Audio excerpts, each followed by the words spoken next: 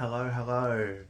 We haven't done an update for a little bit because we're old and we're tired and our bodies are creaky. Yeah, so we're sitting in bed like John and Yoko, and we're going to give you an update of the last week. Yes, so I believe the last proper update video was when we were in Osaka and we'd just done the festival. We did have another day in Osaka. It was much the same. We explored the area a little bit. We did some gacha. Every day we do gacha. Yeah, we got a better look at Sensoji Temple. We didn't go back to Sensoji Temple, did we? Oh wait, yes, no, of course we did. Yes, we did go get a better look at Sensoji Temple. Yeah. And it wasn't raining, which was very nice. Much better. I was in a much better frame of mind. Yes. The following day, we travelled to Nagoya. Yeah, we took the Shinkansen to Nagoya. We did take the Shinkansen to Nagoya. That was our first Shinkansen ride. The Shinkansen is cool. It is expensive, but it's also definitely by far the quickest and most comfortable way to travel between major cities. I thought that first train ride that we went on from the Narita Airport area into Tokyo was actually the most comfortable train that we've been on. But fair. That was also not a cheap train. No. So yeah. But yeah, lots of people take the Shinkansen, like school kids and stuff like that. I was surprised to see. I thought it would just be mostly for people that were travelling across large distances, but no. Some people treat it like a local train. I doubt they're treating it like a local train. You know what I mean, though. The Nagoya doesn't have a lot going for it in terms of touristy stuff. No. There's shrines and stuff everywhere, and there's probably shopping to do in Nagoya. We went to like a really old arcade that was there. It looked sketchy as. Yeah, it looked sketchy as, and it smelled like cigarettes inside. But they had a bunch of really old games, which was kind of cool. Yeah, and they had a girlfriend chair in the back corner. So like, you were set up on a comfy little chair and you could just let them go, have at it, play on your phone. But yeah, Nagoya, I reckon you can skip Nagoya. Obviously, we were just there on the way to elsewhere. We also found, once we left Tokyo, the trains get a little bit trickier. They're not as well signed at the stations. So yeah, a lot of stuff is in just Japanese. Yeah, there's a lot of stuff in Japanese. You don't get as many like route maps as we found in Tokyo. Tokyo, the trains are super easy. Outside of Tokyo, it depends on where you are. But going to Nagoya, the Shinkansen was fine, but the local trains were a little trickier. The next day, we took them to Iga, and we definitely made a mistake or two in that area on the trains. Yeah. Even though in Tokyo we're pretty confident with them now. Iga is very cool though. It's got a lot of ninja stuff. Yeah. It's Iga is the birthplace of the best ninjas. Yeah, the best ninja school was in Iga. So they claim. So they claim in Iga. Iga had the very best ninjas. So on the day that we went there, we went to Iga Castle, which is a 3-story castle that's up on a big hill. It's got a lot of sort of historical stuff in there. So sets of armor that were actually used back in the Edo period civil wars. And so the first floor had a lot of armor and weapons. And that box where they carried the dude around, don't you? Yeah. Those little boxes, like a palanquin or whatever you call them, that the lord would sit in, and then there'd be people holding the sticks and carrying them around. But it was tiny. That dude, and granted, people were smaller back then physically, but oh my goodness, that man had to be like crouched up in there. Yeah, it was like the size of a bar fridge. Yeah, like he's stuck in a little ball in that thing. So, I would have been more comfortable walking were I him. The second floor had a bunch of like furniture stuff. So, like old medicine boxes and cool stuff like that. I didn't get to see that. The stairs were too steep and scary. Yeah, Shan struggled with the stairs, so she remained on the first floor. Though there was some cool stamps for our stamp book there as well. Yes. The third floor had some really good views. Obviously, the castle was built where it was because it had a very good view of the surrounding area. So there's a window on each side, and it had some really good views. And there was like a cool map table in the middle of the room and stuff. But yeah, Eager Castle was cool. Mm-hmm. And Shan got a souvenir towel there as well. I did.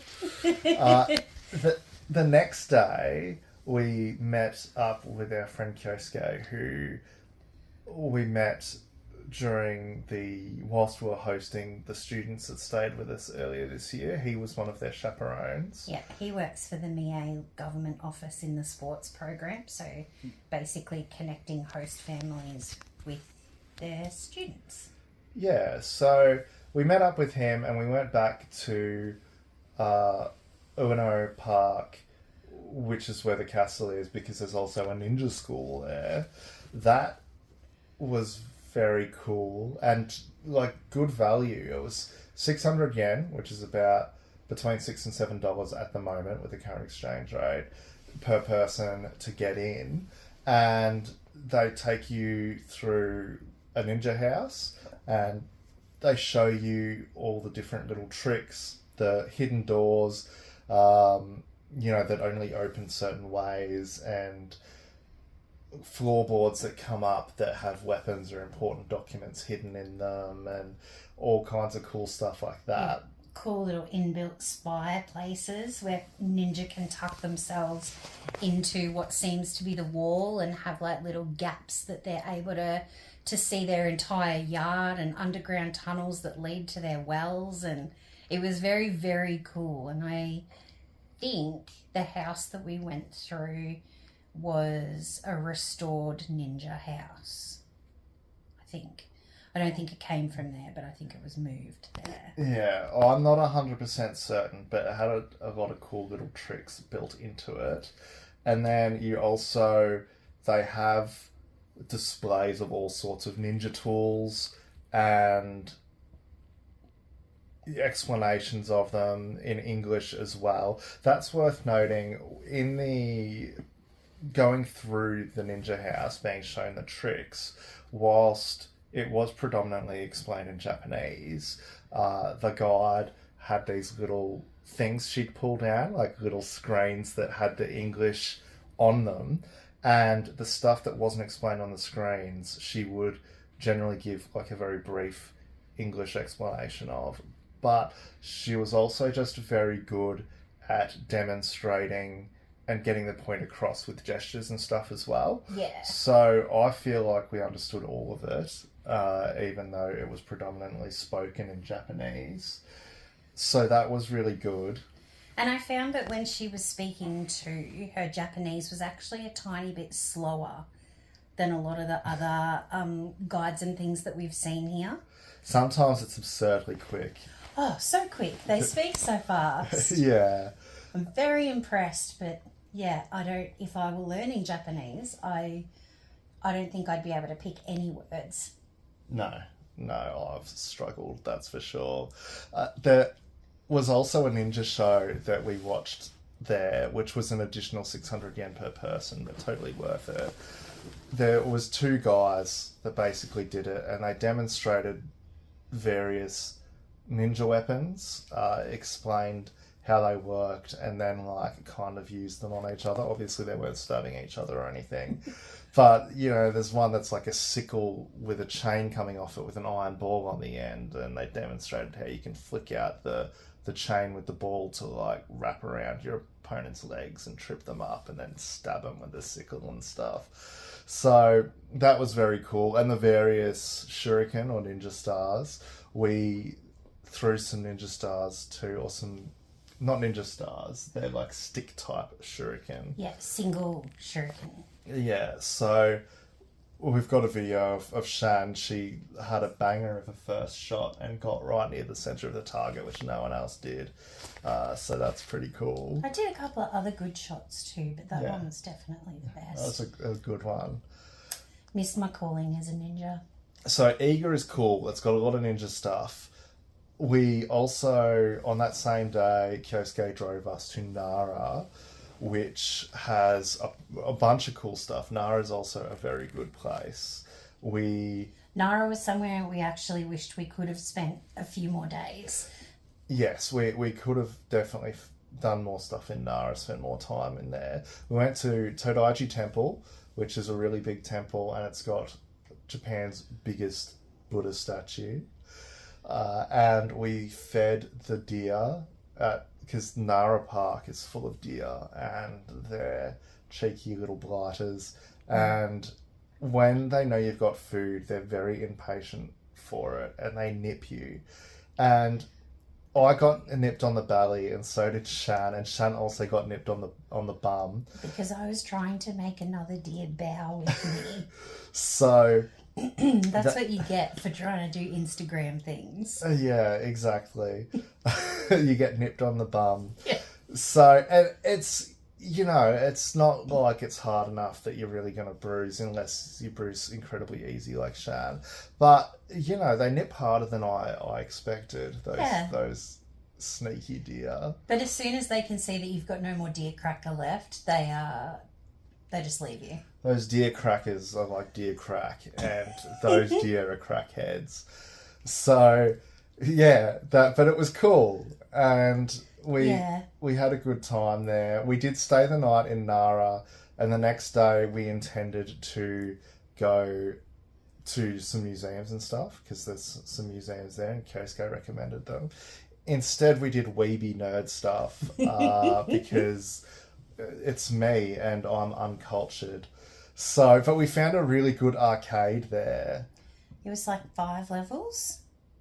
It was 4 or 5 levels. The first floor was all gacha. The second floor was crane games. They had over 300 gacha. Yeah, and then, there was some really good arcade games upstairs that I'd not seen in other arcades so far. So we had a good time, and we got a bunch of stamps in Nara, so that's good too. After doing all that, we travelled to Osaka, which we spent 3 days in Osaka. We did, and I could have spent another 3 weeks there. Osaka was great. Osaka has a lot going on. We stayed in a really cool hotel, which I'll do have a little room tour video, which I'll just slot in here. Quick room tour, because we need to check out in like 2 minutes. Here's Shan in the bathroom. This is an apartment hotel, so we've got all handy apartment things. We've got our own washing machine here. No dryer, unfortunately. Yeah, because it's been raining for the last couple of days. Yes, it's been quite wet. Here's the room that Shan just turned the light off on. This is the bathroom, or the shower room, I should say. There's a bathroom there too. There's a bathroom there too. Here's our little sink, which I thought was cool, because you can like do this and this and this makes the plug work. Yeah. So that's a fancy sink. We've got a fridge and a microwave and a stove. We didn't use the stove because we're not on holiday to cook. 2 separate beds, each with 2 pillows, which is lovely. We've got a seat and a small table here. Don't mind Shan, she's just choking on toothpaste. Sorry. And there's a little balcony too. What a wondrous view. So that's this one. This was one of the most expensive accommodations that we've had on this trip are $158 a night is what we've paid. We've been here for 3 days, but it's been good. We've liked it. We're in Osaka, by the way. Yes, this is in Osaka.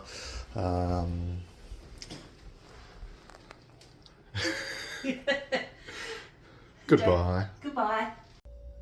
And that hotel was like 2 minutes walk from Kurumon Market, which is, there's a lot of food in there. There's street food like grilled meat skewers and stuff, and a lot of fresh fish and that kind of thing, which we're less interested in, but you know, some people are really into that. And you could tell that it was fresh too. Like it smelled. For someone who doesn't like seafood, it smelled like nice seafood. Like it smelled like the ocean, not like stinky fish. So yeah, we were in a very good location, in my opinion. It felt very central to stations and convenies, although convenies are everywhere. But where we were, we felt very central to everything. And again, we had a station quite close, which is always helpful. If you're coming to Japan, you want to be near a station where you stay. Our first full day in Osaka, we went to Universal Studios. We didn't like it as much as Disney. I got sunburned. I'm too fat for all the rides. Yeah, there were quite a few of the rides that Shan wasn't able to go on, just because the seats are really small and the safety bars couldn't go down far enough. So that was very disappointing. We couldn't do the Harry Potter rides. Yeah, so here's to all my chubby ladies. Just make sure you do yourself a favour and try those tester seats before you wait in line for over an hour. Because, yeah, I'm glad I did that. Otherwise, I would have been in line for a lot of things and sadly disappointed once I got there. There was some good stuff we did. My favourite ride there was the Jurassic Park ride. That was really cool. We did the Jaws ride. There's one thing Universal has going for it over Disney is there's more like show type things, more stuff that you can watch with like actors and stuff. Yeah. And props to the Jaws ride too. Like, Jaws is a super old movie and there were mad good effects in that ride. Yeah. Apart from the shark. Like, the shark looks sketchy as. There was explosions though, but yeah, and I love that. explosions, flame on the water, things like rattling and moving, and yeah, so but that was like a show in itself. But yeah, the actual performances that you see, they are another level. There was a section of the park which is Waterworld, and it's... Hang on a sec. Cool. I've just touched the screen a few times, so I want to make sure I hadn't accidentally stopped. Fair call. I can cut that out, probably. That's all right. Maybe I won't. So... Editing? What is that? No, it's on my phone. It's such a hassle. Yeah. But... yeah, there's a section that's like a Waterworld section. Based on the 90s Kevin Costner blockbuster. Yes. But rather than rides and stuff, it was just a show that they held, I think maybe 3 or 4 times a day. And it was rad. There's guys going around on jet skis firing guns, not actual guns, but they popped really loudly. And then there'd be guys up on towers and they'd get shot and they'd fall over the railing like 2 stories into the water. Yeah. And it had explosions and stuff too. Yep. And like, you'd feel the heat from them. And pyrotechnics. There were also like not the mass explodey fireworks, but definitely the ones that just sort of shoot lights.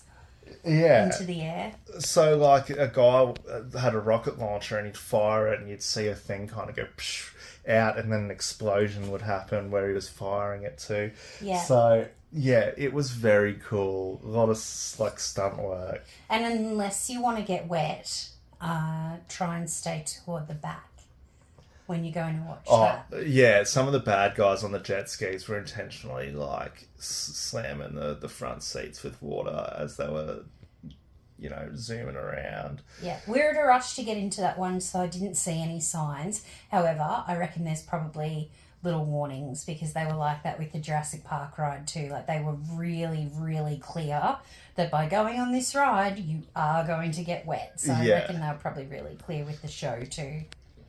There was some really cool stuff. There were some sections, though, I found when you were walking around in the Disney parks, you'd see a lot of attractions and rides and cool stuff you wanted to do. Whereas there's quite a few sections at Universal where all you're seeing are shops. Like, you look there and there's just like a shop with souvenirs, and you look there and there's another one, and then there's like 2 restaurants, and there's like a snack thing, and nothing for you to do. The New York section, because we downloaded the app, it had like a theatre show, and then what was the other thing? Conan. Yeah. Well, that's what I mean. So there was like a cinema show, and then some little carnival games you can play, but you have to pay extra money to play them, and they weren't cheap. It wasn't like 100 yen and you get to play this carnival game. It was like, I saw one, it was like $1,500 or 1,500 yen, which is like probably $17, which is absurd. So yeah, overall, maybe it's just because we'd been to Disney, but Universal was not as good for us. Yeah. I did get to try butterbeer. Did make me feel sick. But also, in the New York section as well, they did say that there were things under construction. So it's potentially going to have something good. Oh, fingers crossed, but for now it felt unfinished. But yeah, we got to see that cool show in the Hollywood section, in that old, like, Hollywood theatre that was the Universal Monsters. Universal Monsters rock and roll live show. So there was like Dracula and Frankenstein and Wolfman and Beetlejuice. And Dracula's wife? No, it was Frankenstein's wife, the Bride of Frankenstein. So they were performing rock and roll songs, and that was very fun too. It was. So yeah, that was Universal. The next day we were supposed to go to the World Expo, which Shan was very excited for, and obviously it's a time limited thing, but we were very broken. Shan's feet have been in a rough shape, and I was just tired. Our limbs, our joints. So we didn't actually end up going, even though we'd already paid for tickets. Because Universal, we walked a lot. And we stood for a long time in the morning too. I think that was the problem with my dodgy ankles, standing in the one spot. It really doesn't like it. So we actually spent most of the day just in the hotel room reading and like watching stuff and resting our weary selves. But that evening we did go to Dotonbori, which is a section of Osaka known for its nightlife and its flashy signs and like street food and stuff. And it definitely didn't disappoint. Yeah, it's very busy, but it wasn't that good of food that we had, but that's because the food wasn't, but the atmosphere was amazing. We went into some dodgy little izakaya restaurant, and yeah, I think we got the foreigner menu and foreigner prices. Yeah, I feel like we got gypped at that one. But it's a very cool area. We also went to an amusement centre. The sours were good too. Yeah, that was okay. We went to an amusement centre, which is a building with a whole bunch of floors, and it has this thing called Spotcha. Yeah. Which you pay a certain amount. You can do a 24-hour one, but we did a 3-hour one. And for 3 hours, you can basically go do all the things that they've got. And they've got all sorts of things. They've got batting cages up on the roof. Yep. There was karaoke. There's a floor that's just all arcade games. We played darts. We did some archery. Yeah, there's like basketball and like skating, inline skating, Yeah. and Segway races. I saw some people having Segway races. I was a bit of a chicken, so I didn't want to do that. yeah. So, and there was like billiards and all sorts of stuff. So like a lot of kind of sports stuff. But Hence Sportcha or Spotcha. yeah, Yeah. but also arcade games and stuff. Yeah. So And some really good arcade games too. I thought. I've got some really good rhythm games. They go hard on rhythm games here in Japan. Yeah. So that's games where, you know, you dance or you're playing the drums or a guitar or... But you got to tap the Yeah, dots. exactly. So there's tons of rhythm games here in Japan, which is fun. But we easily filled the 3 hours. We went a little bit over time, so we had to pay an extra 100 yen when we left. But yeah, that was good fun. The following day, which was yesterday, Yep. we went to the aquarium, the Osaka Aquarium, which at least it claims is the world's biggest aquarium. Yeah, it felt bigger than the aquarium back home, which Yeah. is Underwater World in Mooloolaba, for those of you unaware that I'm from Queensland.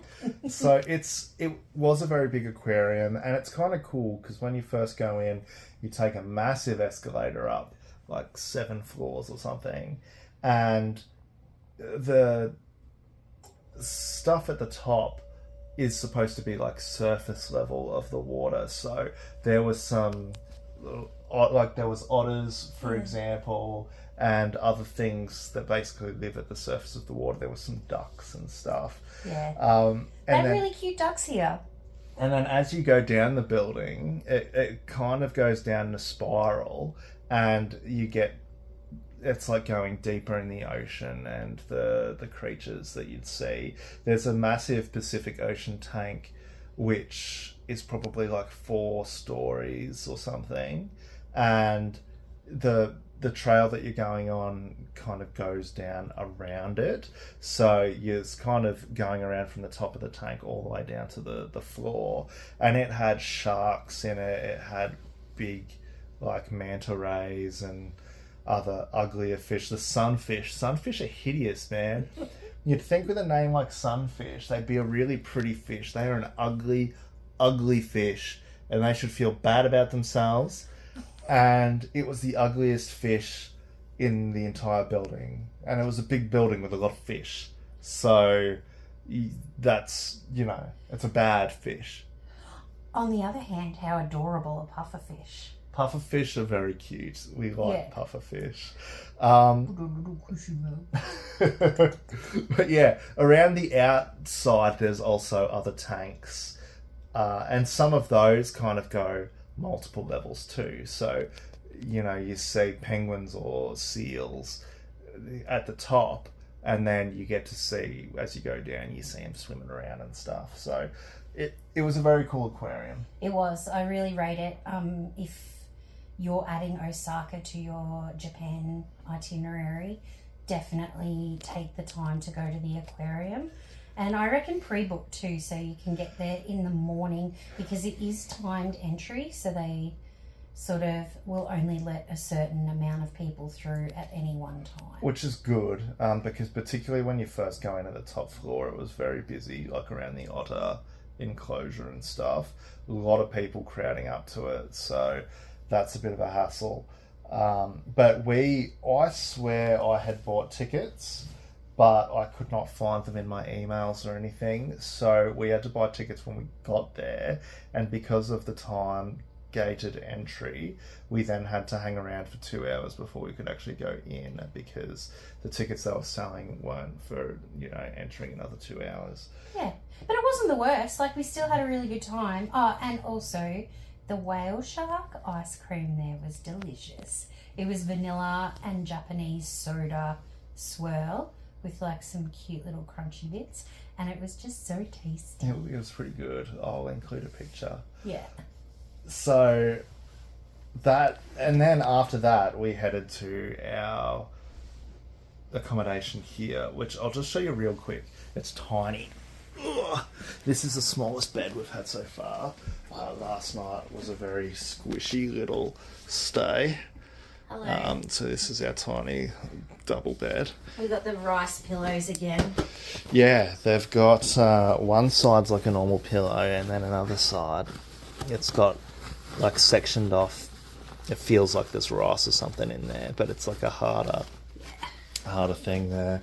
So yeah, this is the bed. This is our little desk that we've covered in snacks we just got from the supermarket.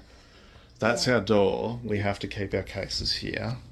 And then this is our bathroom. So this is our whole stay for the next couple of days. That said, this is one of our very cheapest accommodations, $77 a night, and that's in Kyoto. So Yeah.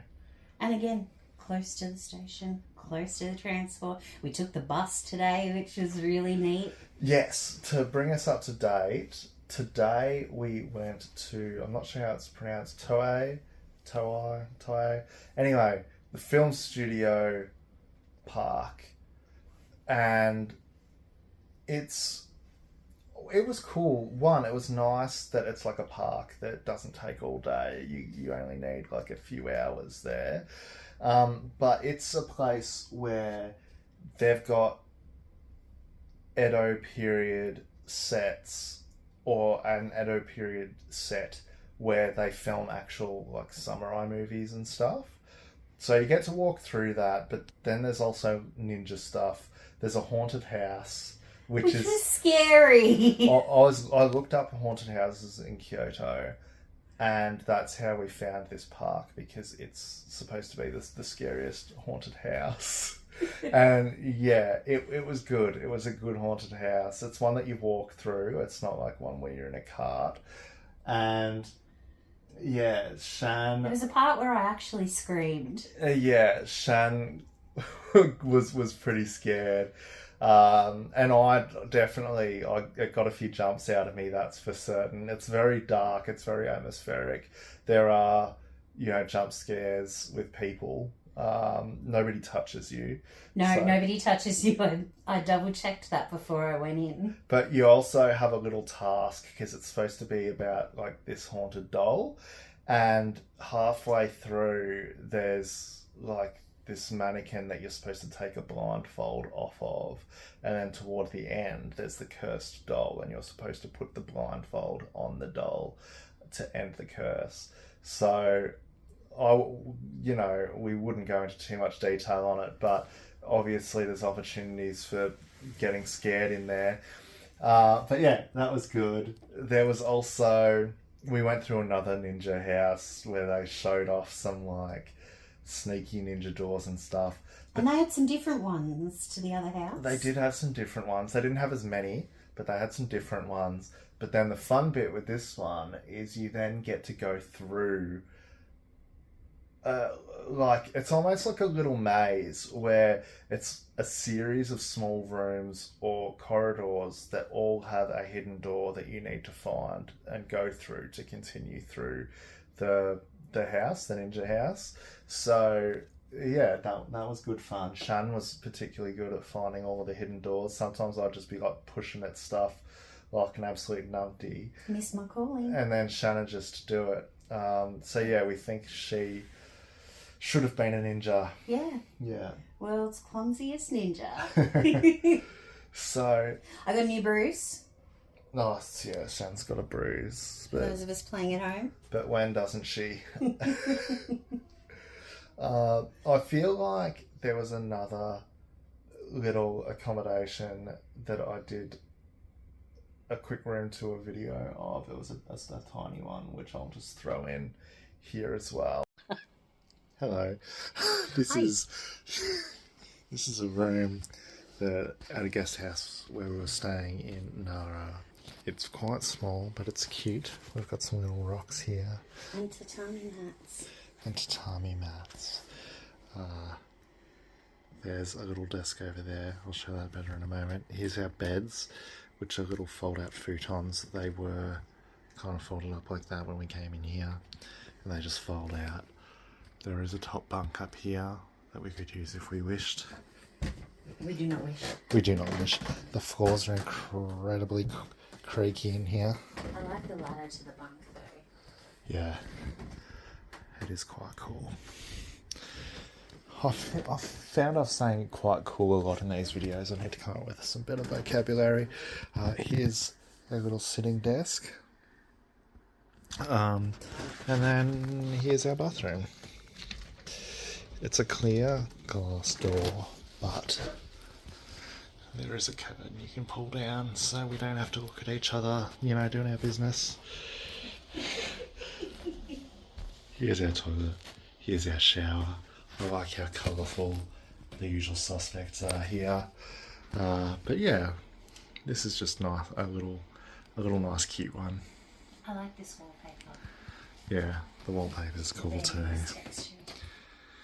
It's some bamboo. But yeah, that's it for this one. Was that the one that we stayed in Eager? Probably. The Tavernos? No, not Tavernos. That was a AB, Eager. Yeah. Yeah. Also quite a small room. Bigger bed than this though. Yes, yeah, this bed will be glad to go to the next place. Oh, one other thing which we've not mentioned, we've used it a couple times now, luggage forwarding or luggage sending. So you can pay, it's been about $50-$55 for both of our big cases together to deliver them to a hotel, essentially. So instead of having to lug them about on trains and feel like you're inconveniencing all the people that are just trying to get to work. Cut them over the braille footpaths that are Japan. Yeah. With all their lumps and bumps. Some hotels will do it for you at the lobby, but also combinis, which are literally everywhere. You can do it at the combinis. So you go and you say, I want to send my luggage, and then they give you a little form per item of luggage to fill out. You fill that out there, you pay the money, and then you don't worry about it. You don't worry about it. It just turns up at your hotel. So we've done it twice, and it's fantastic. Because our luggage is chockers now, full of snacks and full of souvenirs, and Shan's still buying them. I'm still buying snacks, to be fair. Shan's getting a lot of souvenirs. So yeah, it's for sure worth it. But yeah, definitely look into it. If I was...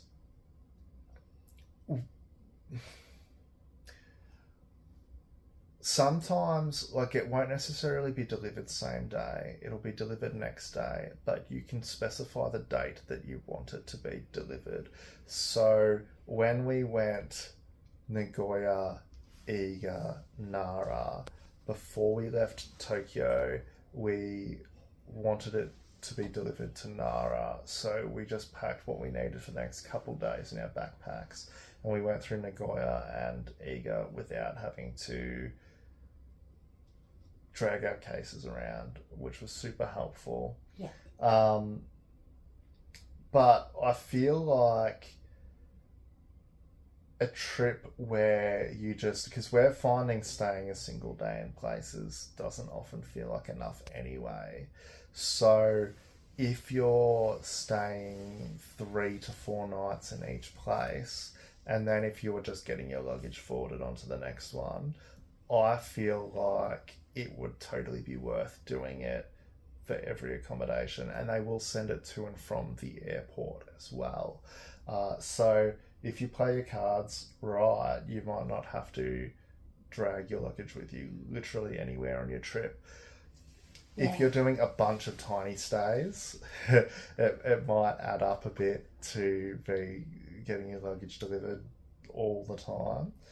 But yeah, it's a very cool service, and it's definitely worth it. Yeah. Yeah. The wheels on our cases probably feel the same way too. Like it's a lot dragging them about, and people, prams and push bikes all use the footpaths here, so they get pretty busy. So you being the person with a giant suitcase and a big old backpack, and People don't like give you the evil eye or anything, but you could tell it would be quite annoying. Yeah, that's that. Mm-hmm. Bye. See ya.